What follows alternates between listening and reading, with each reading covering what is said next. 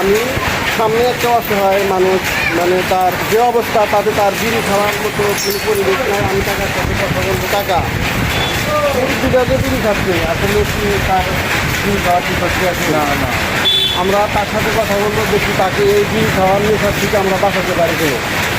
দর্শক আমার সাথে থাকুন, আমি এই কাকার সাথে কথা বলবো। কাকা কেমন আছেন আপনি? আল্লাহ খুব ভালো রাখছে কাকা। আল্লাহ ভালো রাখছে, ঠিক আছে। এই বিড়ি দেখা কি বাদ দেওয়া যাবে? আপনি ভালো যাবেন।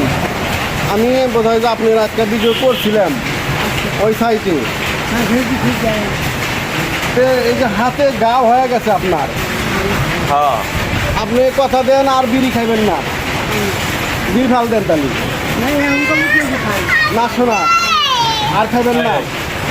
এই যে হাত তো কাইটা বুঝা গেছে, কাইটা গেছে। দেখেন দর্শক, হাত পা কাইটা গেছে, মানে হ্যাঁ? কবে এই কাম করছে?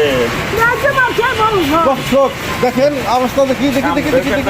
এই যে তার বড় ছেলে তাকে মারছে রাত্রে, কি অবস্থা হয় রে, দুঃখ সন্তান বাবাকে মারে, এরকম পরিস্থিতি দেশে এসে গেছে।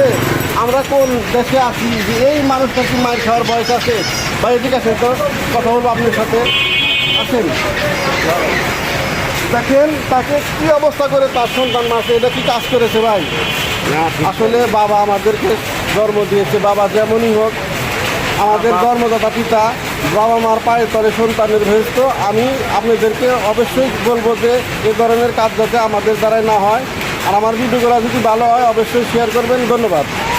কীভাবে মারছে দেখছেন?